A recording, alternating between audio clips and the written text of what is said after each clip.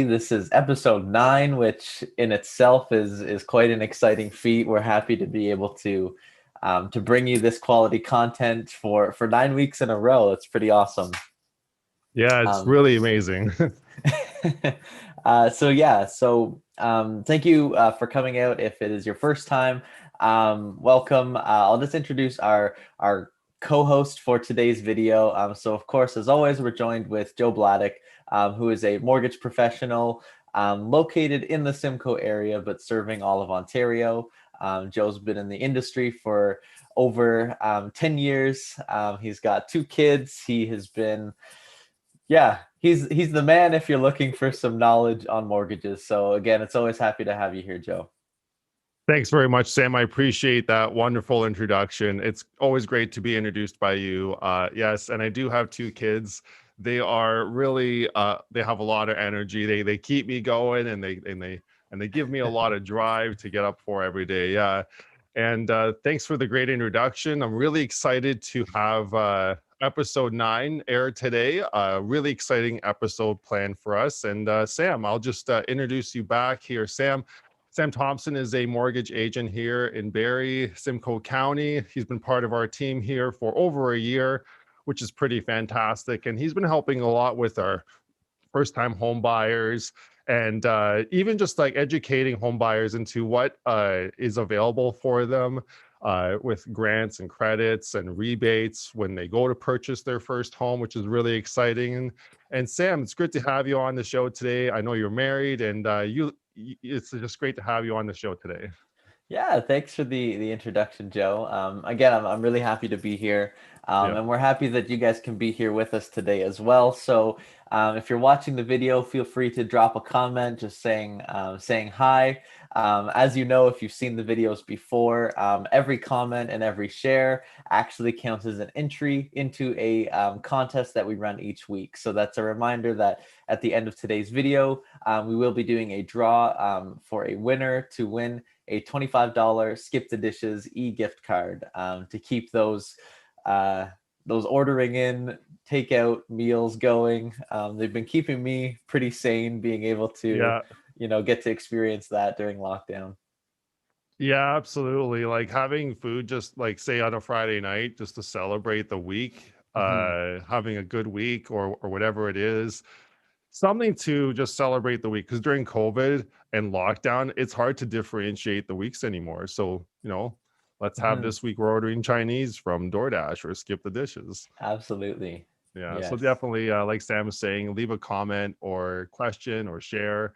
We'd love to get you a gift card on our draw next week. Mm-hmm. So yeah, so just I wanted to just break into some news first off, and I'm sure a lot of you are wondering about what's going on these days with mortgage rates. I know we've been talking a lot about that, Sam, haven't we? Yes. Yeah, that seems to be the question on everyone's mind, especially now that, we are seeing rates go up a little bit. It's Yeah. becoming more concrete and it's adding a bit of fuel to the fire for that question. It really is, yeah. And what's happening right now is the bond market has been rising, and the 5-year bond yield has been rising. Which, if any of you finance people know and love to track this online, if you watch the 5-year Canada bond yield and it rises dramatically, then chances are the fixed rates in Canada will go up because that's where the banks get their money from, and they Mm, need to make that percentage spread for their profit. right. So they've been spiking recently, and we've seen rates creep up. And Mhm. there's a lot of buyers really panicking right now because, oh no, rates are going up. But the reality is, Sam, is that they've only gone up maybe 0.1 or 0.2%. And if you think you've missed the boat, you're not too late because not all lenders have raised their rates. Mm, that's right. So, I mean, it's a little bit, again, we're talking about sensationalist articles and just lighting a fire, like you're saying, under everything. But they've only gone up very slightly. And from what I've read, they're all saying that this is just a temporary bump. We'll see if Mm, this pans out, but right now fixed rates are still pretty low. That's So right. yeah, I don't know about you, Sam, but if I was in a higher fixed rate right now, I would still consider getting your mortgage switched to the low rates today.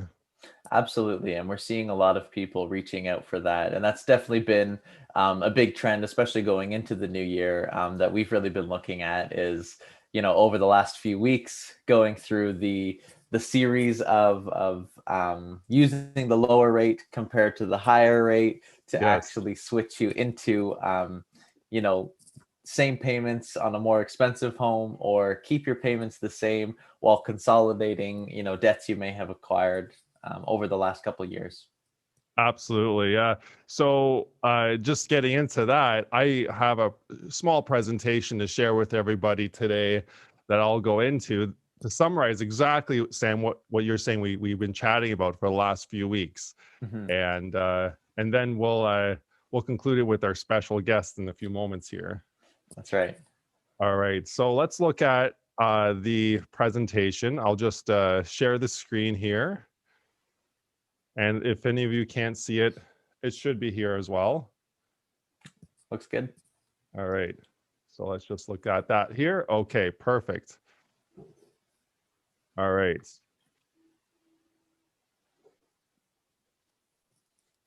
So we've been chatting about how these mortgage rates and how these market values have impacted homeowners in Canada these last few weeks. And Sam and I have really gone into depth on some of these calculations. So what I wanted to do is just summarize some of the high level results that we've been able to figure out from the last few weeks.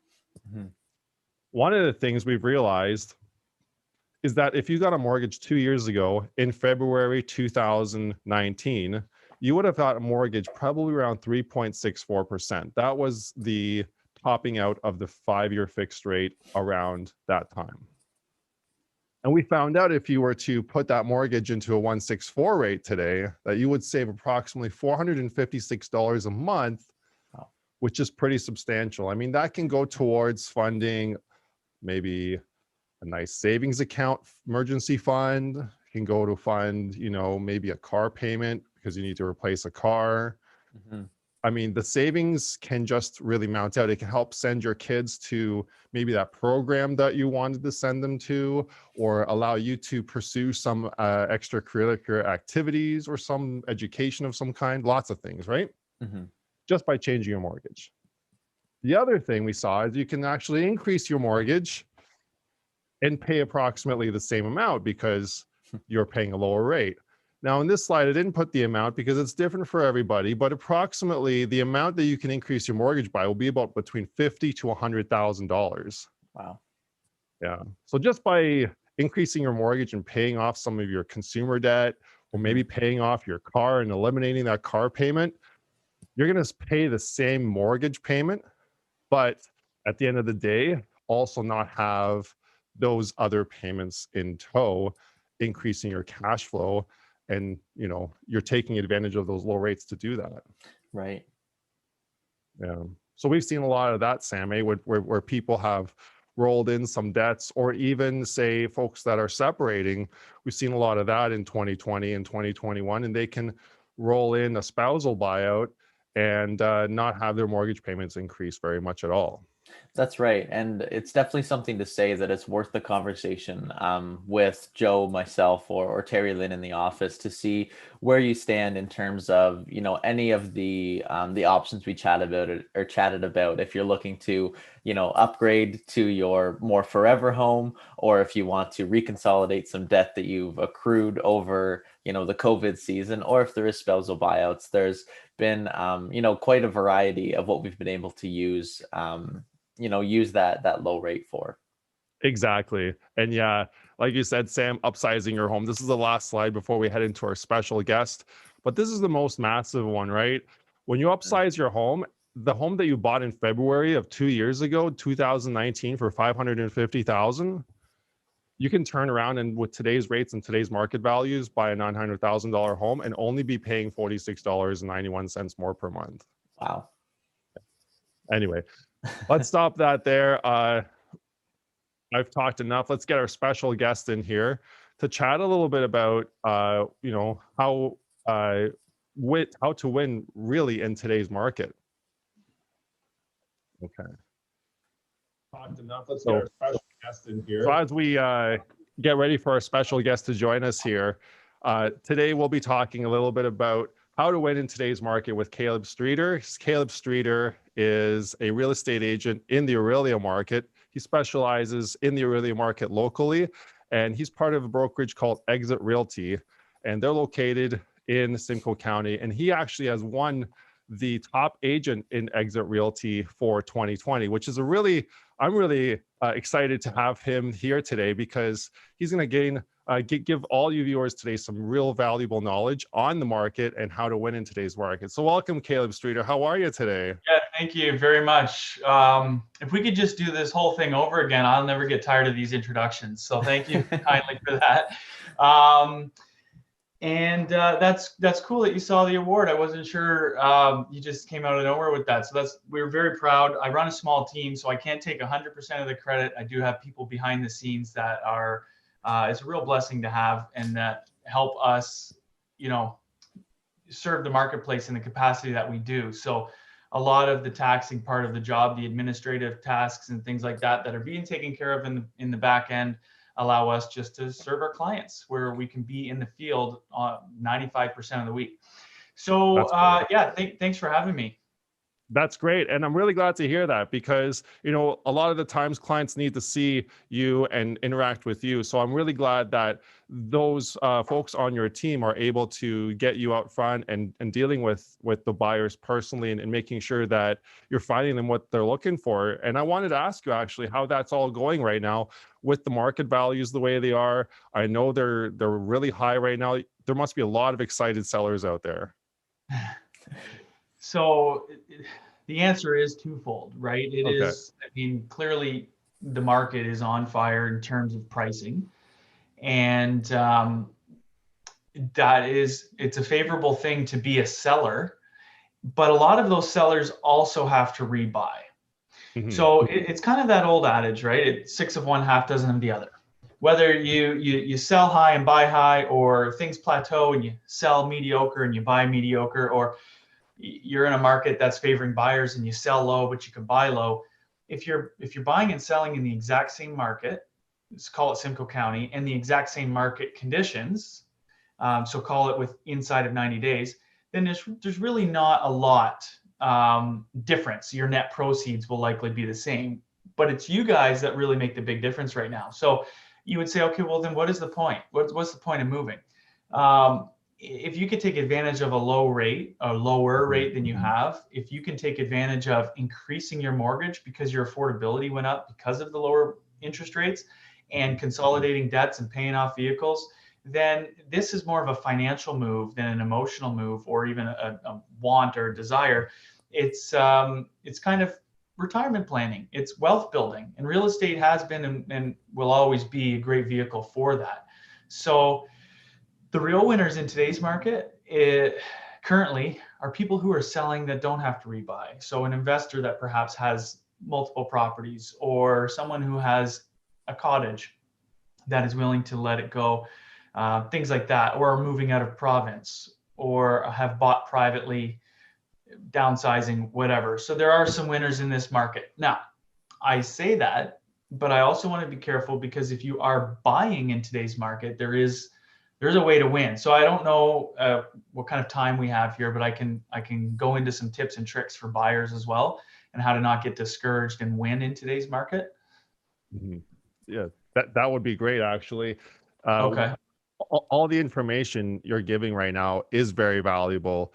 What you're saying right now, the fact that investors can offload properties right now if they don't need to hold on to them, or cottages if they don't need to hold on to them for profit, that could just like you're saying, be a great financial move for those folks.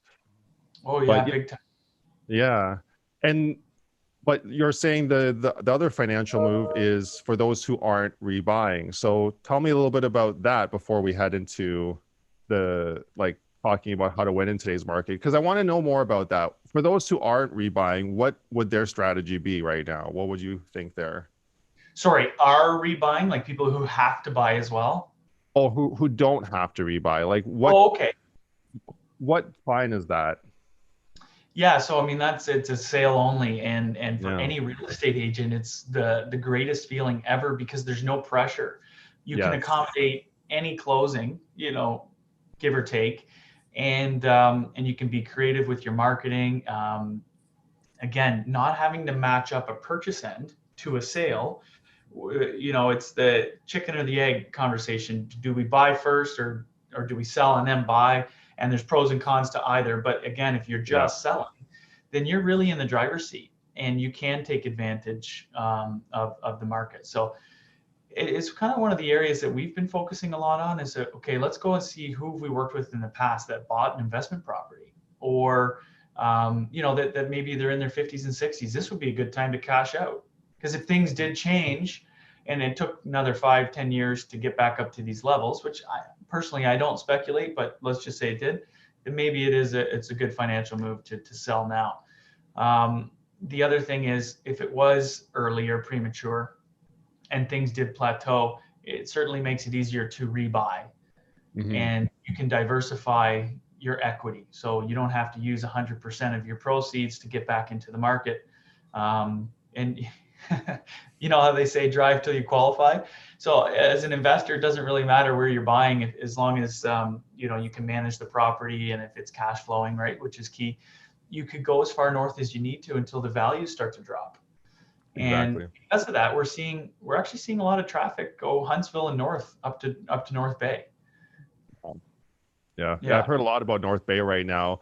I've heard rents have gone up, some say as high as 20% in North Bay year over year, and that it's a really good opportunity to invest there. So yeah, it's I would interesting. agree. Yeah, I'd love that you brought that up, Caleb, because I've heard that too, and I have some family in North Bay, and that just it makes me happy for them because that's gonna do well for their properties up there. Yeah, exactly. Yeah, well, that's really good. But so those investors that are watching, or those folks that are watching that have a cottage property, definitely reach out to Caleb. He can give you an idea as to what you're looking at with your sale and how he can creatively market your home to make sure that you get the highest amount when you're putting it on the market. But one thing I wanted to get into that you mentioned and that we briefly went over was how buyers can win today. And the questions I'm getting are, do I buy first? Do I sell first? You're probably getting that too. And Sam, you had a question there for Caleb as well, kind of related to that. Yeah, something that we've been getting a lot of questions specifically from buyers is what to expect from the list price versus the actual sale price. As we're seeing, they're going quite a bit over list price, just to give an expectation, because especially, new buyers are looking at, oh, that price range seems affordable, but then they have to be prepared for quite a substantial amount more. Yes. Well, that's a valid point, and the answer is not straightforward because there isn't a lot of logic to the end results. Okay. It makes it difficult for realtors as well because even when we're listing properties, we really can't accurately predict sales price like we once used to. And so for buyers, it's even harder. I don't like the term bidding wars personally because to me, bidding it implies that you are going in order up and up and up, and you would know what the previous bid was. But since you have no knowledge of the offers, you're not really bidding. It's a highest and best scenario. What are you most comfortable with? But the key in this market to the sale price to the list price and those ratios right now is working with a realtor who has access to the local stats. So because if you win in a multiple offers situation, you will never know if you won by a lot or by barely. Yeah. You don't know the details of the previous offers. So have you over leveraged? Have you paid $50,000 more than you would have needed to? Was the second best offer $50,000 less than yours? And as a representative of sellers, that happens all the time. Mm-hmm. Normally, there's one outlier that is far and above everybody else, and there's no competition. But how do you close that gap? how could that buyer have still gotten that property but not have had to pay that much without the knowledge of what the other offers are? And the key is this. You normally see that when you're being represented by an out-of-town agent who doesn't have access to the stats of the local board. So I'm not pushing, use a local realtor and all that. I get there's major advantages to it. Just like we don't sell in Toronto because for the same reasons, I mean, we are Toronto board members, but for the same reasons, we don't understand their market like we understand ours.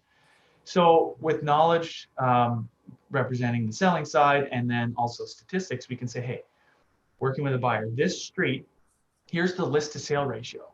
So what that is basically the sale price in relation to its asking price. And then we put it into a percent. So, if a home lists for 500 and sells for 500, that's a 100% list to sale ratio. Okay. And with that, or a 1 list to sale ratio, with that, we can say, hey, it's 105% or 110% is the average. And this same model sold for X and it listed for X. And then you can boil it down.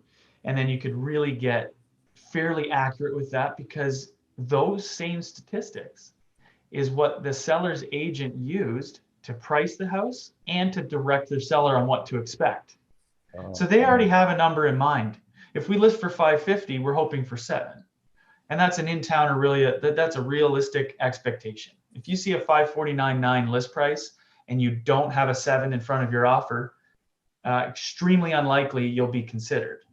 So, but do you have to go to 750? Do you have to go to 725, or will 7 on the button get it? And that's, again, we're having somebody who can just log in, look at the facts and say, hey, and then skillfully decide whether or not, 2 offers is going to push the price that high, or 12 offers and things like that. So we tend to get pretty close to competing offers. And if we're the winners, we're not winning by a ton, which is really a good thing for buyers. But without rambling on, the tips for buyers in today's market.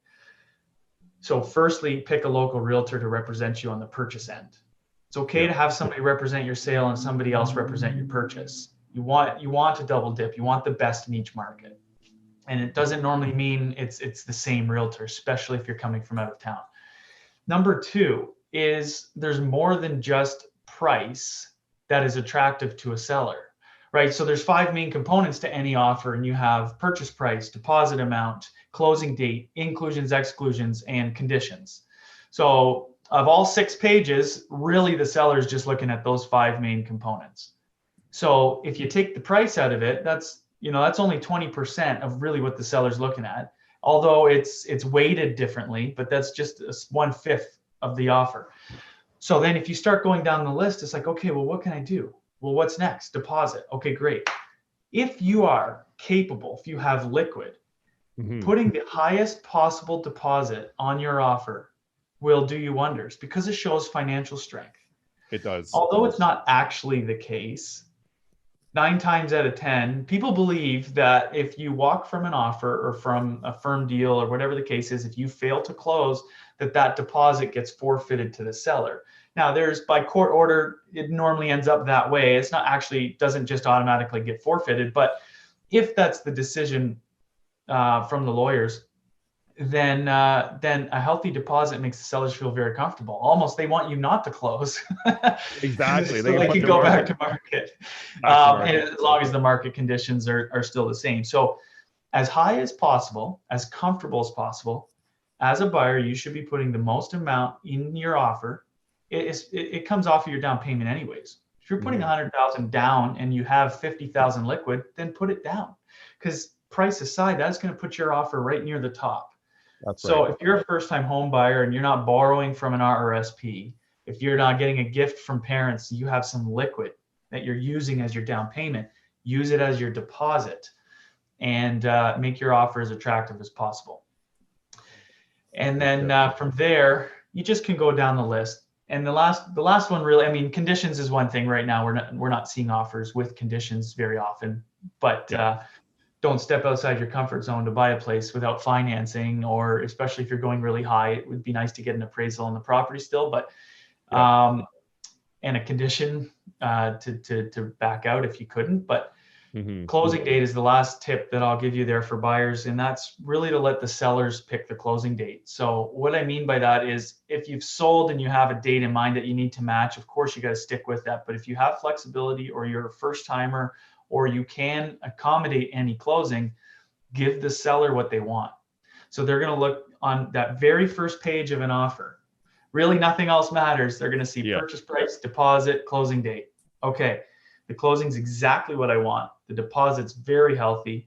So if they feel like you've got everything dialed but price, then it makes for a very quick and easy verbal sign back, or a written sign back, or perhaps the price is already healthy enough that you just get a straight acceptance. And that's how you should strategize and build your offers, as if you were the seller. What does the seller want? And I'll put that on paper. And that's how you get a house in today's market. That's how you win in competing offers. That's awesome, Kaleb. That is fantastic. And I love how you said in there that, you know, be comfortable with the price going into it and just knowing all that. Also using a local agent so you can actually look into how much you won by, how much you lost by, that kind of thing. Because like you're saying, that's really important. And the Aurelia Simcoe area, completely different board than the Toronto board. So a Toronto agent will not have any of that, or an outside agent from any other area will not have any of that. You have that specific information. You can get that to your buyers so they are feeling comfortable with everything. You can probably look up other houses too and show them list prices and sale prices and give them an idea of what is expected in the market and all that too. Yeah, well said.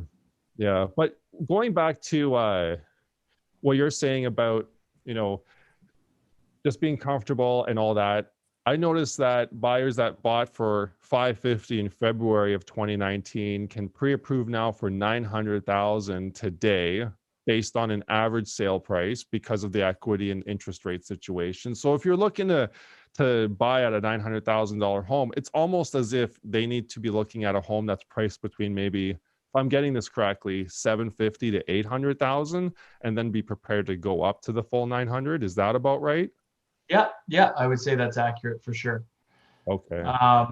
And again, when I say illogical, we don't really know. You know, we have seen some homes recently list and hold offers and be accurately priced, and then the presentation date comes and goes without any offers. Yep. And we're talking 35 plus showings and no offers. So what's happening? Well, we do find that some crazy sale prices can be discouraging for neighborhood sales, and people will look and say, oh, the neighbor sold for X. Not comfortable going up to X. So we're not going to offer on this property. Lots of interested people, but they don't want to put in an offer 150 to 200,000 over asking price. They're going to continue their hunt. So there's some Easter eggs out there to find. That's for sure. That's and again, yeah. If you're not paired up with, you know, if you're buying in Hamilton, get a Hamilton expert. If you're buying in Kawartha Lakes, somebody in Kawartha Lakes that's on that board, get a Kawartha Lakes expert. So it's there's so many ways to win in this market and not get discouraged, but booking every showing with the listing agent is not a way to get ahead of the game. Okay, that's right. So if anyone is looking, that's watching this video, either live or later on, Kaleb Streeter, he's with Exit Realty, and he works in Simcoe County, primarily Aurelia market. But Kaleb, how can people get in touch with you right now, folks from Toronto or anywhere that are looking to move here? How can they get in touch with you to get things started? Yeah, likely the easiest way is just to visit our website and fill out our contact us form, or you'll see all of our information there. Perfect. Which is streeterteam.ca. Perfect. Streeterteam.ca. Streeterteam.ca is the best. And you can send us an email. You can call my cell directly. All our information is online there. Perfect. Kaleb, thanks so much for joining us today. I appreciate you coming on and giving us some expert opinions, some advice, and all the viewers today as to what they can expect in today's market. And if they're looking in Aurelia, how to contact you. It's been really great having you on today. As always, I appreciate it. So thank you for having me, and enjoy the rest of your week, boys. All right. Thanks there, Kaleb. You too. Take care. All right. Talk to you later. All right. Thanks very much for joining us, Kaleb. That was wonderful. And just to have a local expert from the Aurelia area talk a little bit about what to expect in this market, it's just really invaluable.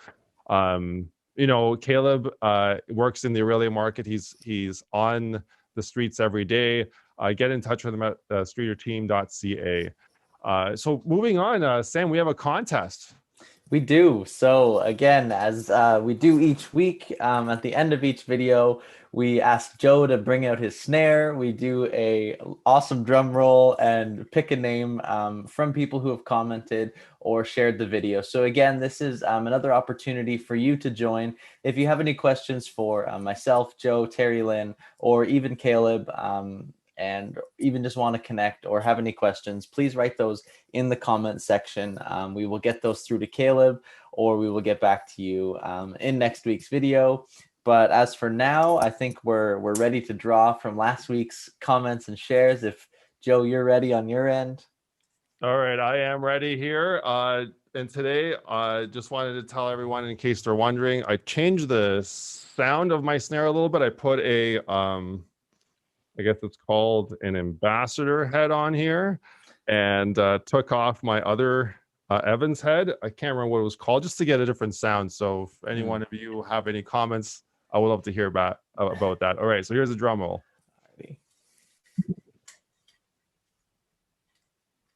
All right, all of you guys heard that, but who's the winner?